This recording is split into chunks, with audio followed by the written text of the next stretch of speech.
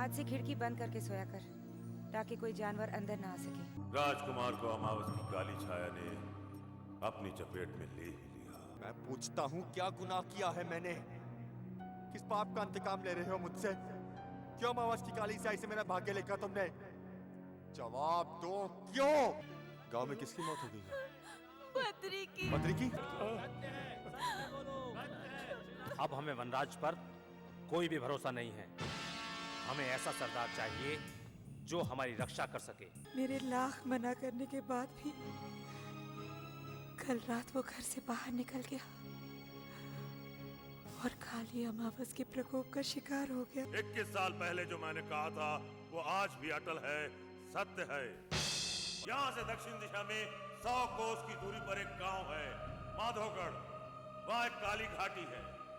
उस काली घाटी में तुम्हें अपने हर प्रश्न का उत्तर मिल जाएगा। यानी कि मेरा सौतेला भाई। तू अलकापुरी नरेश महाराज प्रताप सिंह का बेटा है। तुम्हें मानवों का विनाश करना, क्योंकि तुम दानव सम्राट, दानव सम्राट। संकेत नहीं मिले हैं अब तक। मेरी घोर तपस्या ने उस दानव का वध करने वाले मायावी शस्त्र का ज्ञान करा दिया। मुझे उस शूरवीर निष्पाप कन्या के अस्तित्व का बोध करवा दिया। उस दानव के जीवित होने का प्रमाण दे दिया। फिर जिस दानव का वध करना है, जिसका अंत करना है, उसके रहने का ठिकाना क्यों नहीं पता चल रहा? महाराज प्रताप सिंह और उनके राष्ट्र की रक्षा करूं तो कैसे?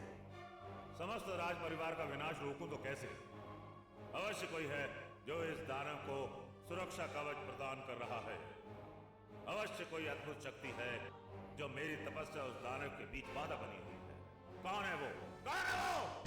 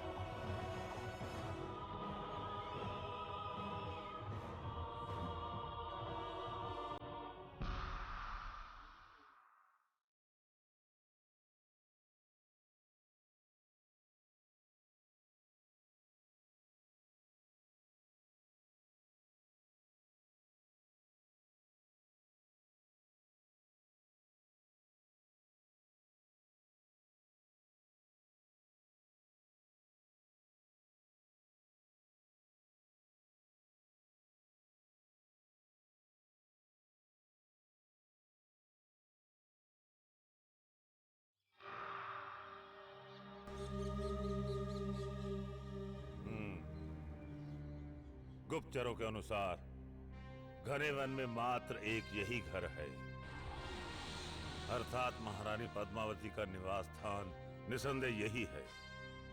किंतु उनसे भेंट किस प्रकार की जाए? कोई ना कोई उपाय तो निकालना ही पड़ेगा।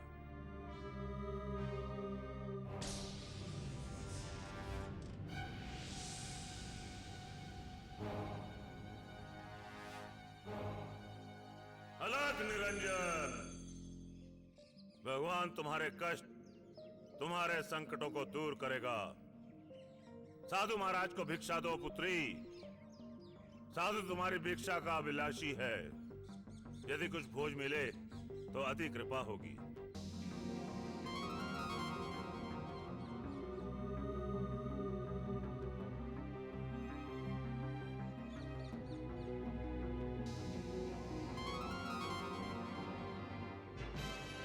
महाराज, ये लीजिए।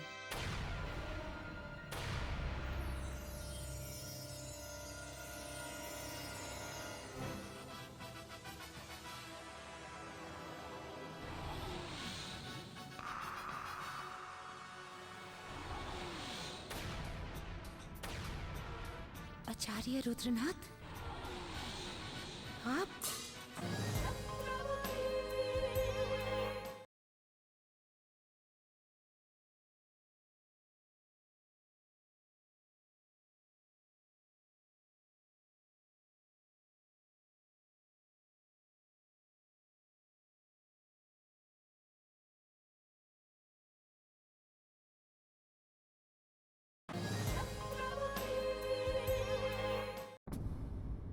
ये मेरा सौभाग्य है महारानी पद्मावती कि 21 वर्ष बाद भी आपने मुझे पहचान लिया। आपको मैं भूल भी कैसे सकती हूँ महाराज? आप ही के कारण तो मुझे वनवास हुआ है। नहीं महारानी नहीं, आपके वनवास का कारण मैं नहीं, स्वयं आपका पुत्र है। मत दीजिए दोष मेरे पुत्र को। दोष तो उसके भाग्य का है, उसे मिले अभिशाप का है, और आज मैं केवल उस अभिशाप की पुष्टि करने के लिए आया हूँ। आप स्वयं होते कौन है पुष्टि करने वाले? किस वस्तु की पुष्टि? कैसी पुष्टि? अपनी भविष्यवाणी की पुष्टि 21 वर्ष पूर्व जो मैंने की थी, आज वो सत्य सिद्ध हो चुकी है। कुछ सिद्ध नहीं हुआ है, केवल एक झूठी वाणी के अलावा और कुछ भी नहीं था वो। सत्य पर पर्दा डालने की चेष्टा ना करे महारानी।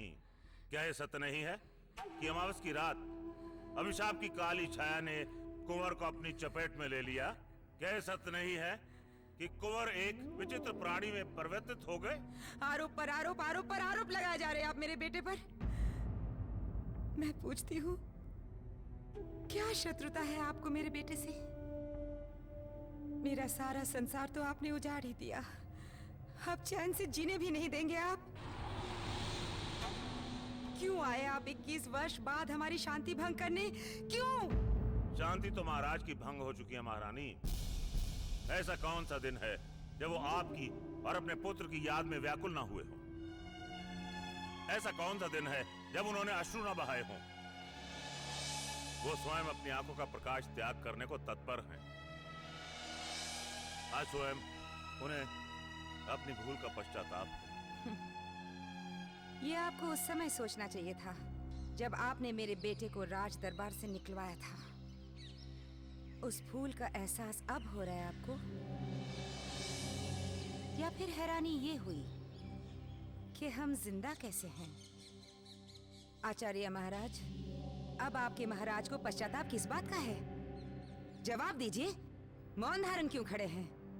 क्षमा करें महारानी, उस समय केवल मैंने अपना कर्तव्य निभाया था। महाराज को आने वाले संकट की चेतावनी दी थी, क्योंकि उनके कुलराज को विनाश से बचाना मेरा परम धर्म था। तो अब कौन सा धर्म निभाने आए हैं आप? आचार्य महाराज, मैं आपसे निवेदन करती हूँ, आप यहाँ से चले जाइए, हमें सुख शांति से रहने दीजिए। जिस हाल में भी अपने बेटे के साथ मैं यहाँ पर हूँ, संतुष्ट हूँ। इससे पहले कि मेरा बेटा आ जाए, आप मेरे द्वार से चले जाइए। मिलने का तात्पर्य तो कुंवर से ही था महारानी। नहीं, आप उससे नहीं मिलेंगे, और यदि आपने मिलने की चेष्टा भी की तो इसके उत्तरदायी आप स्वयं होंगे। ये प्रार्थना है या चेतावनी? इस समय तो आप इसे चेतावनी ही समझिए। और हाँ, एक और बात अच्छी तरह सुन लीजिए आचार्य। यदि अब मेरे बेटे के साथ कोई भी षड्यंत्र रचा गया या उसे किसी भी प्रकार की हानि पहुंचाने की कोशिश की गई, तो मैं आपको क्षमा नहीं करूंगी।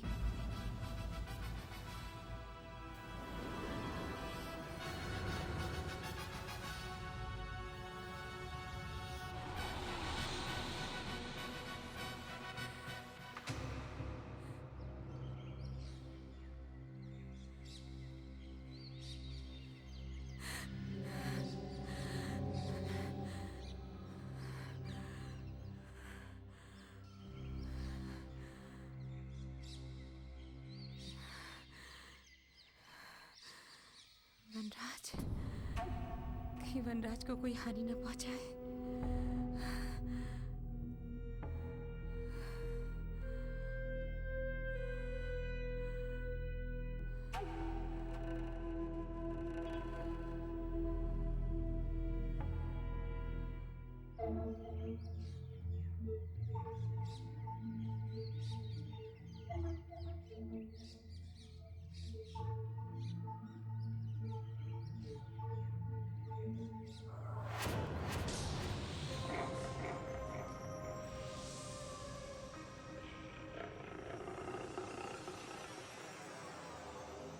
उदंड युवक, जानते हो इस असभ्यता के लिए तुम दंड के भागी हो सकते हो।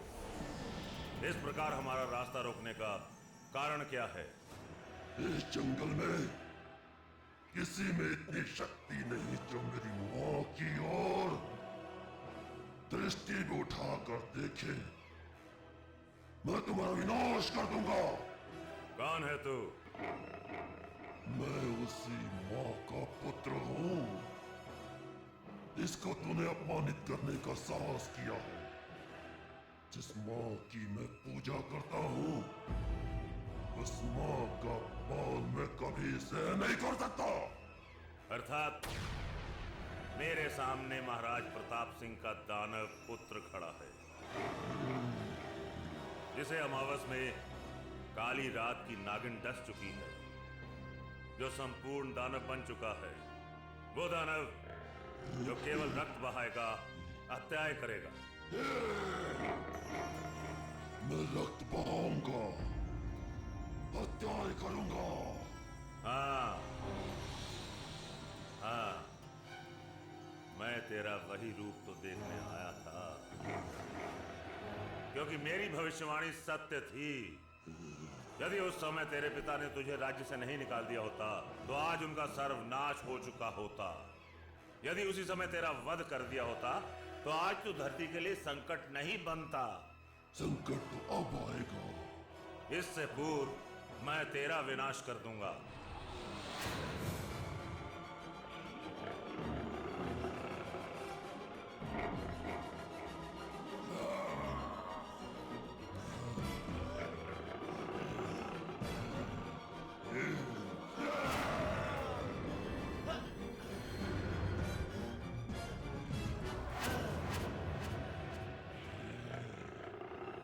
मैं चाहूं तो तेरा अंत अभी कर सकता हूँ, मगर नहीं, जा तुझे जीवन दान देता हूँ।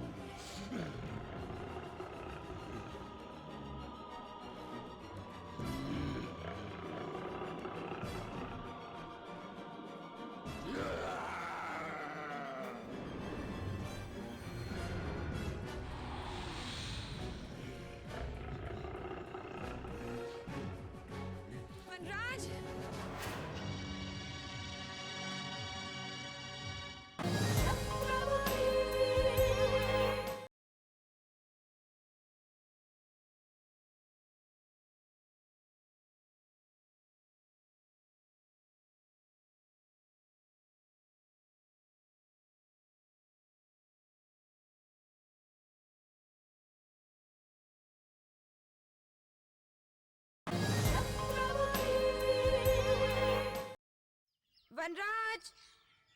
वनराज! वनराज! वनराज!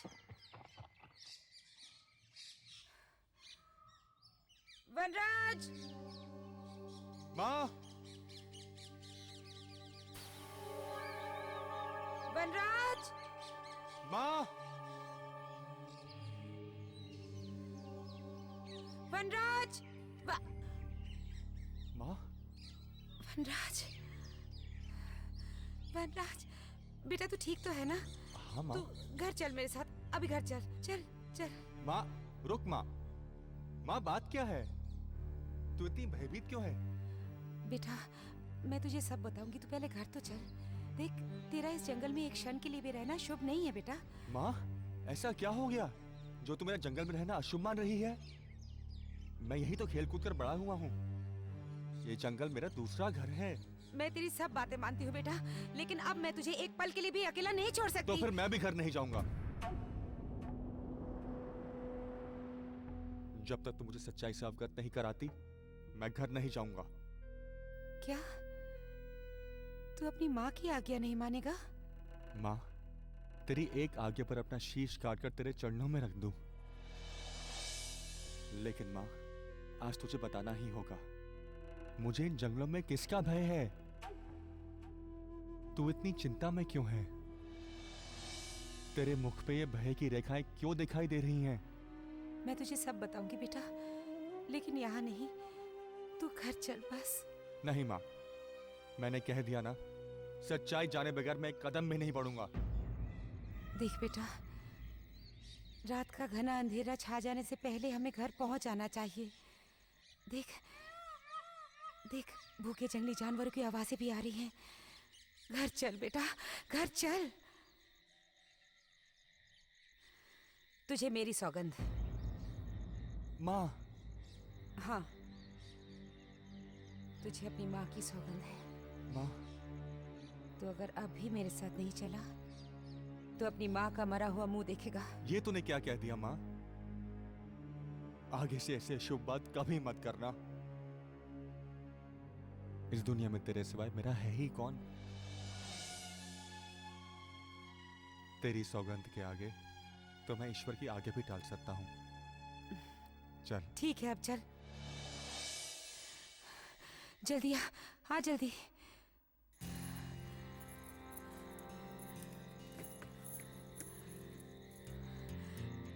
चल।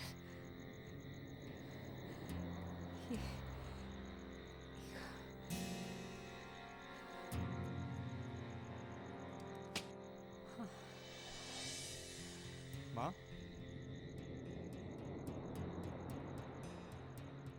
तू इतनी बेचैन क्यों हो रही है? क्या बात है? कुछ नहीं बेटा, तूने सुबह से कुछ खाना नहीं खाया ना? मैं तेरे लिए भोजन लेकर आती हूँ।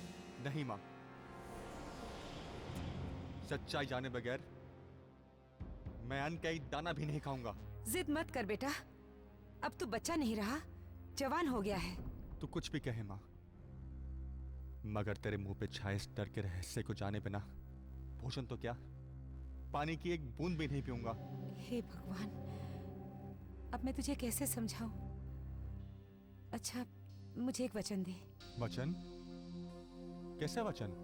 यही कि कुछ दिनों के लिए तू घर से बाहर नहीं निकलेगा। लेकिन क्यों? तू किसके डर से मुझे एक बंधक की तरह कैद कर देना चाहती है?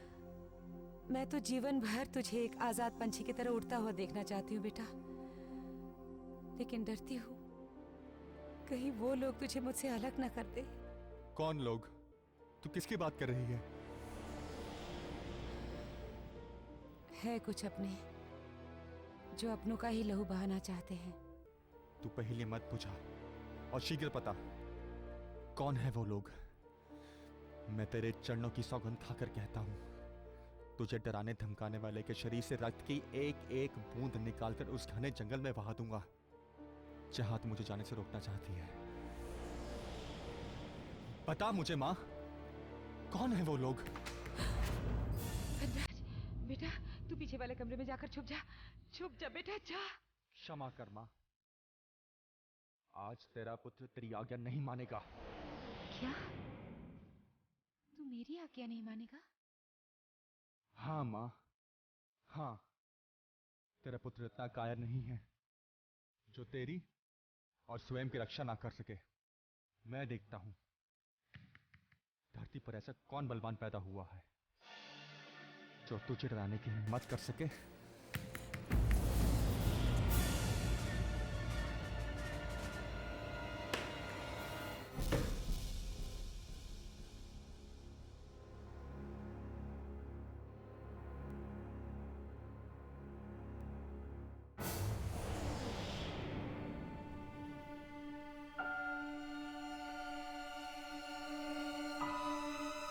क्या बात है पता?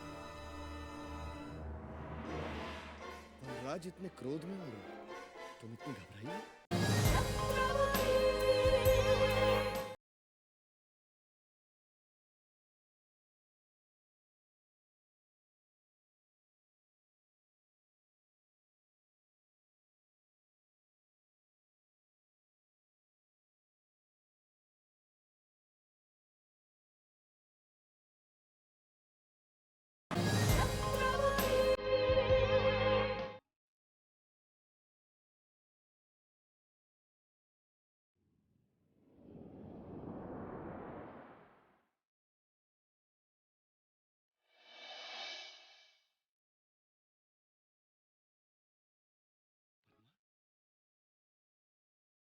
तुम्हारी आंखों में आंसू? एक बार उस आदमी का नाम बता दे बहन, जिसकी वजह से तेरी आंखों में आंसू आए हैं। मैं उसकी आंखें निकालकर तेरे चरणों में डाल दूंगा। पहले आप मुझे ये भरोसा दिलाइए कि वनराज घर से बाहर नहीं निकलेगा। वनराज घर से बाहर नहीं निकलेगा, पर क्यों? भैया, उस पर एक भयानक संकट छाया हुआ है। संकट छाया? कैसा भयानक संकट? अरे तू मुझे बता, मैं हर उस संकट को जड़ से उखाड़ कर फेंक दूंगा जो वनराज के आसपास भी भटकेगा। ये कोई साधारण मनुष्य की दी हुई नहीं है, ये तो प्रकृति का वो श्राप है। आज को निगलने के लिए अपना मुंह खोले बैठा। भैया, पंडित रुद्रनाथ आए थे। क्या? पंडित रुद्रनाथ यहाँ आया था? पर उसे कैसे पता चला कि वनराज और तुम यहाँ हो? पता नहीं, वैसे भी वो अनेक मायावी शक्तियों के मालिक हैं। अपनी शक्तियों से पता लगा लिया होगा। मैं उसका विनाश कर दूंगा। अगर उसने वनराज को कष्ट देने की चेष्टा की तो मैं उसकी हत्या कर दूंगा। मां, आप लोग क्या वार्ता किए जा रहे हैं? मुझे कुछ समझ में नहीं आ रहा। मुझ पर कौन सा संकट आया है? और ये पंडित रुद्रनाथ है कौन? वनराज, रुद्रनाथ को समझने के लिए समय का अभाव है। समय आने पर मैं तुम्हें सब कुछ बता दूंगा, लेकिन अभी तुम सिर्फ इतना जान लो कि तुम पर भारी संकट आया है और जिसे मिटाना मेरा परम कर्तव्य, परम धर्म है। तुम्हें एक आदेश है वनराज, जब तक समय अनुकूल ना हो और जब तक हम आज्ञा न दें, तुम इस घर से एक कदम भी अपना बाहर नहीं निकालोगे। अब अगर लड़ाई होगी तो रुद्रनाथ और हमारे बीच होगी। राजन! राजन! राजन! राजन! राजन! राजन! राजन, सावधान हो जाइए। अपने चारों तरफ सुरक्षा चक्र खींच लीजिए। अब आपका दानव पुत्र आपके विनाश के लिए तत्पर है। उसकी आंखों में प्रतिशोध की ज्वाला भड़क रही है, जिसमें समस्त राज्य परिवार और राष्ट्र जलकर राख हो जाएगा। मैं स्वयं आपके पुत्र का प्रकोप देखकर आ रहा हूं महाराज। बस बस आचार्य रुद्रनाथ, बस। हम अपने पुत्र के खिलाफ एक शब्द नहीं सुनेंगे। यदि आप जानते हैं वो कहां है तो हमें बताइए, किस राज्य में है। हम खुद जाकर उसे अलकापुरी वापस लाएंगे। नहीं राजन, नहीं। आप उसके समक्ष कदापि नहीं जाएंगे। वो दानव अत्यंत प्रहारी हो चुका है। मैं स्वयं उसका विराट रूप देखकर आ रहा हूं। यदि आप उसके सामने आ गए तो कुछ भी अनर्थ हो सकता है राजन। हमें आपकी बात पर बिल्कुल विश्वास नहीं है। अनर्थ होगा तो हमारे साथ। आप हमें बताइए वो कहां है। नहीं राजन, नहीं। ये पाप मुझसे कदापि नहीं होगा। आपको बताना ही होगा, ये हमारा आदेश है। नहीं, नहीं राजन, नहीं। मैं स्वयं अपने राजन को मृत्यु कुंड में नहीं डाल सकता। हम आपको विश्वास दिलाते हैं, आप पर कोई दोष नहीं लगाया जाएगा। बिना किसी संकोच के हमें बताएं कि आप क्या जानते हैं। और रानी पद्मावती कहां है? वो किस हाल में है, किस अवस्था में है वो? अब आपको क्या बताऊं राजन, बताने से कोई लाभ नहीं है। अब महारानी पद्मावती के विचार आपके लिए अच्छे नहीं हैं। झूठ बोल रहे हैं आप। आप हमारे रिश्ते के बीच दरार डालने की कोशिश कर रहे हैं। हम आज अभी इसी वक्त उन्हें लेने जाएंगे। और आचार्य रुद्रनाथ, आप हमारे साथ चलेंगे। नहीं राजन, नहीं। यह संभव नहीं है। आप वहां जाने का नहीं, अपने विनाश का निर्णय ले रहे हैं, अपनी मृत्यु का निर्णय ले रहे हैं। मैं अपने प्राण दे दूंगा, किंतु उस दानव का पता आपको नहीं बताऊंगा। कदापि नहीं, कदापि नहीं, नहीं बताऊंगा। कदापि नहीं बताऊंगा, कदापि नहीं। आचार्य महाराज, क्या हुआ? आप इतने क्रोधित क्यों हैं? समस्या क्या है? समस्या है तुम्हारे पिता का पागलपन और उसका स्नेह। किंतु हुआ क्या है? समझाने गया था कि अपने दानव पुत्र से सतर्क हो जाओ। विनाश की काली आंधी उनकी तरफ बढ़ रही है। ये आप क्या कह रहे हैं? मैं जो कुछ कह रहा हूं सत्य कह रहा हूं। तुम्हारे सौतेले भाई से मिलकर आ रहा हूं मैं। वो आपको कहां मिल गया? सुंदरवन के घने जंगलों में। वो संपूर्ण दानव है। इसका मतलब कि वो हम सबके लिए संकट बन सकता है। इससे बचने का उपाय क्या है? केवल उसका वध ही इसका उपाय है। वध के अतिरिक्त अन्य कोई रास्ता नहीं है। समस्या तो यही है कि उसका वध होगा तो होगा कैसे? केवल तप से। मेरा अपार तप ही उसे मृत्यु ग्रह तक पहुंचा सकता है। अब मैं उसके लिए वो तप करूंगा जिसमें मेरी मृत्यु भी हो सकती है। उसने केवल मेरी शक्ति को ही नहीं ललकारा, बल्कि मेरी दुर्दशा भी मनाई।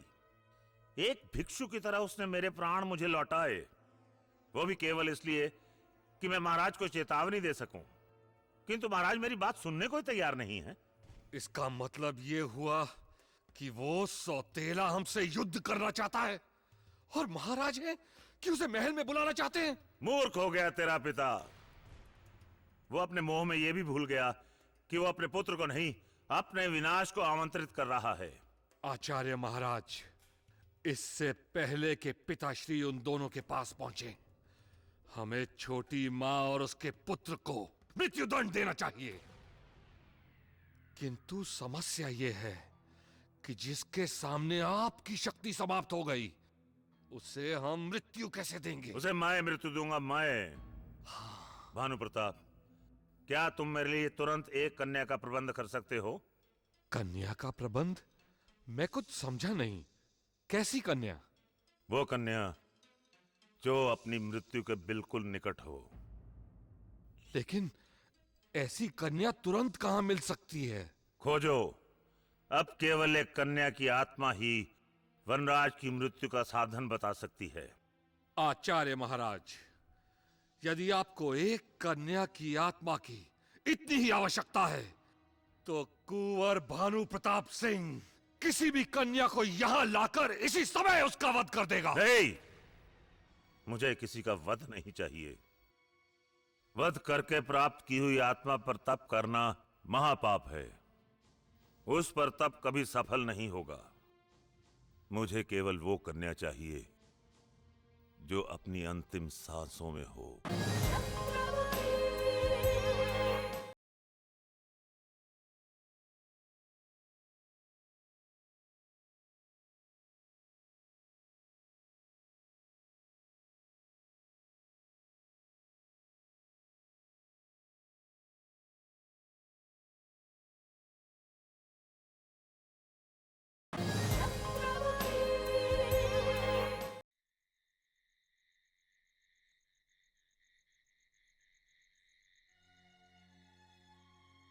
वनराज,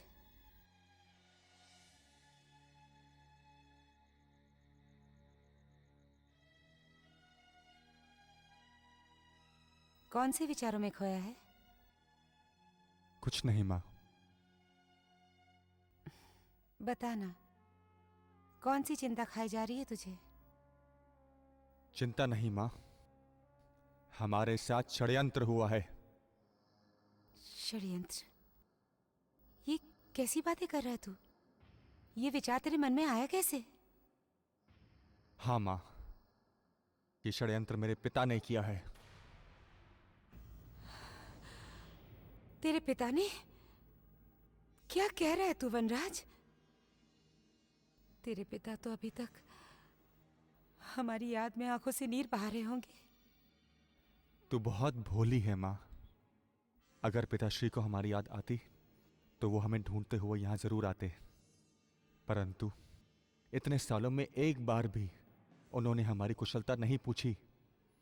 वनराज, तू नहीं जानता बेटा, तेरे पिताश्री कितने लाचार हैं। हमारे पीछे लाचारी नहीं होती तो हमारा तो कब का मिलन हो गया होता।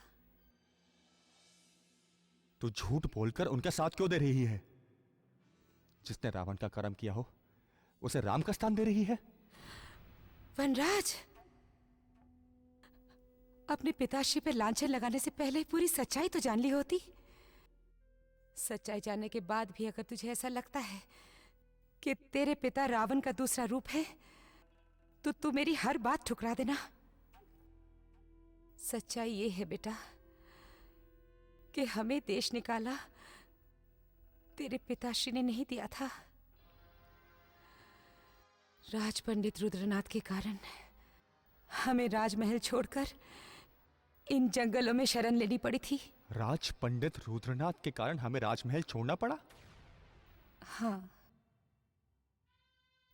जब तू इस दुनिया में आया तो मेरी दुनिया जैसी खुशियों से भर गई थी।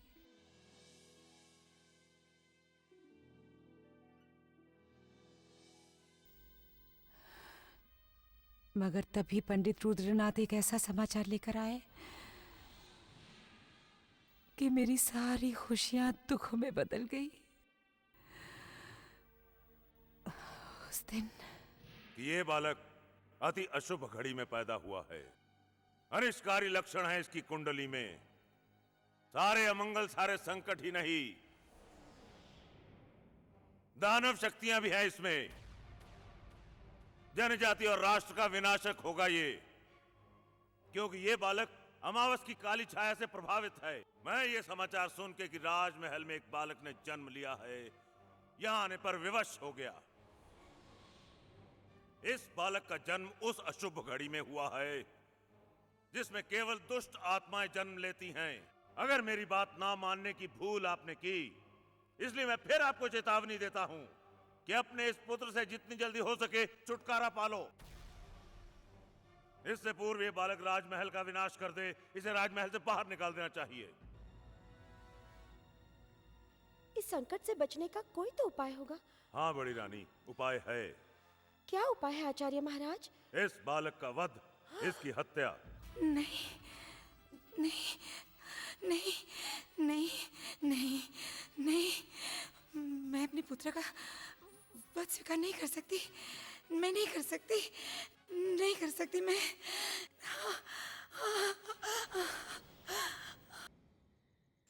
उस दिन पंडित रुद्रनाथ ने बताया कि तू राज और महाराज प्रताप सिंह के लिए अभिशाप बनकर आया है। तो मैं तो जैसे जीते जी मरी गई और पंडित रुद्रनाथ की भविष्यवाणी को झूठा साबित करने का प्रयत्न किया, मगर सारे प्रयत्न बेकार साबित हुए और तेरे पिता महाराज ने लाचार होकर तुझे देश निकाला दे दिया। फिर भला मैं तुझे अकेला कैसे छोड़ती? तो मैं भी तेरे साथ राज्य छोड़कर चली आई, जहां तेरे मामा ने तेरे प्राण बचाए और हमें शरण दी। इसकी आगे की कहानी तो तू जानता ही है। माँ,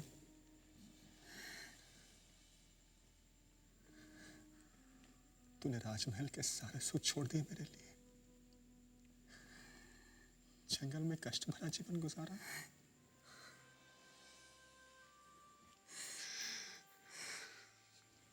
मैं तेरी महानता को समझ नहीं पाया। मुझे क्षमा कर दे माँ, क्षमा कर दे। नहीं बेटा, नहीं नहीं।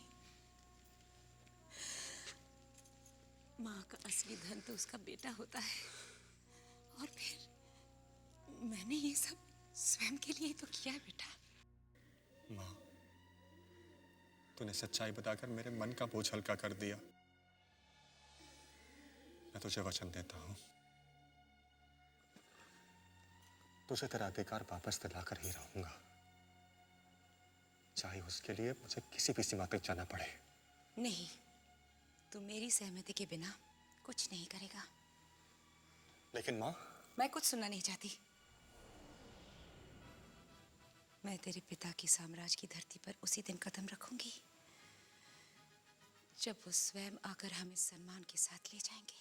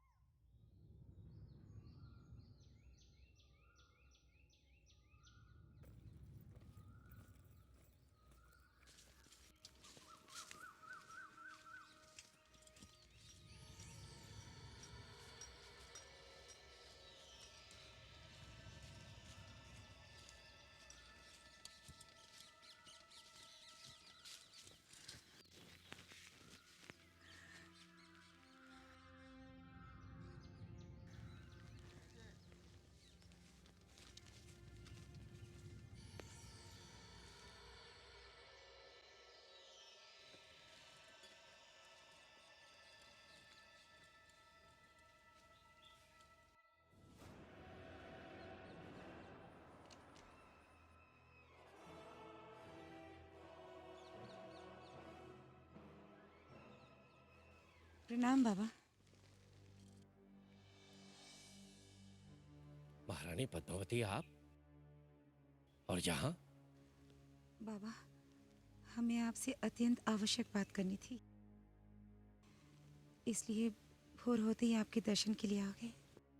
महारानी, आपके मुख से चिंता की गहन रेखाएं साफ साफ दिखाई दे रही हैं। ऐसा प्रतीत होता है कि आप किसी संकट में हैं। संकट? संकट और दुख का तो जैसे हमारे साथ जन्म जन्म का नाता है पंडित जी। दुख सहने की तो आदत सी हो गई है हमें, लेकिन जब भी हम अपने बेटे को किसी संकट में घिरे पाते हैं तो हमसे रहा नहीं जाता है।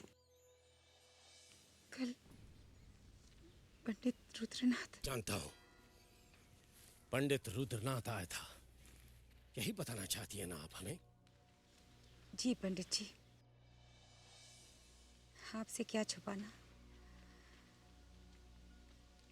कल जब हम पंडित रुद्रनाथ से मिले तो हमारा मन इस कदर व्याकुल हुआ कि हम रात भर सो नहीं सके। पंडित रुद्रनाथ काल का एक दूसरा रूप है। वो बरसों पहले भी हमारे पुत्र को समाप्त करवाना चाहते थे, और आज फिर इतने बरसों बाद वो वनराज का विनाश करना चाहता है और अब हवन की तैयारी कर रहा है। सर्वमंगल मांगले शिवे सर्वादि साधिके शरण्य त्र्यंबके गौरी नारायणी नमस्तुते। ओम स्वाहा ओम स्वाहा ओम स्वाहा ओम स्वाहा।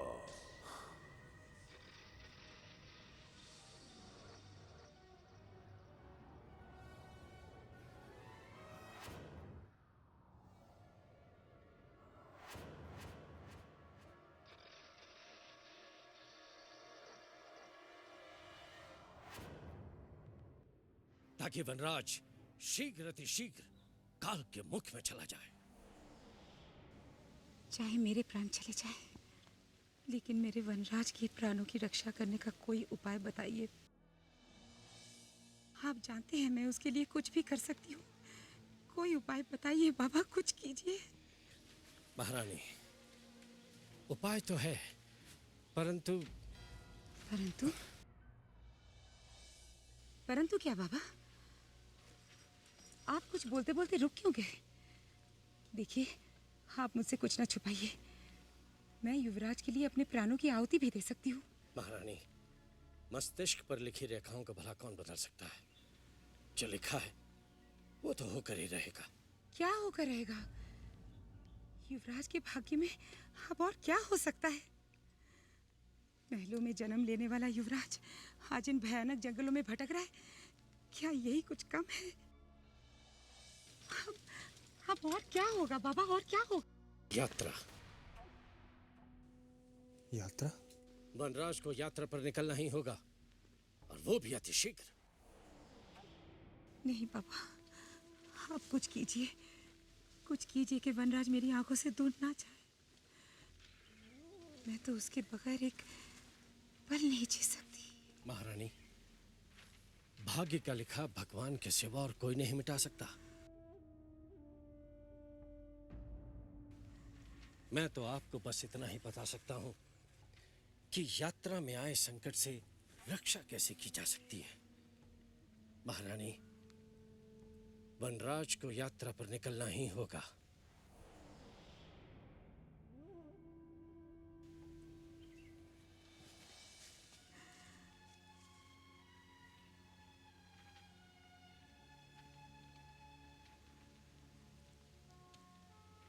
हे ईश्वर, अब मेरे बेटे की रक्षा तेरे हाथों में है।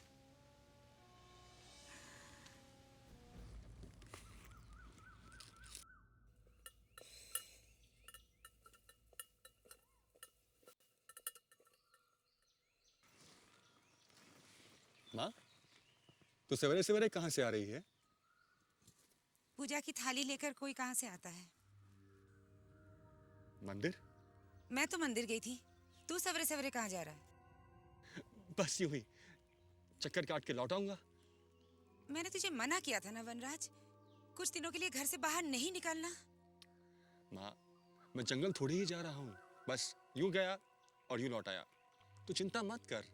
जलपान करके तो जा बेटा, भूखे पेट जाना ठीक नहीं। माँ, मेरा पेट भरा हुआ है। जब तू मंदिर गई थी ना, तब मैंने सत्तू पी लिया था। ठीक है, जल्दी लौट आना। हाँ माँ, तो चिंता मत कर।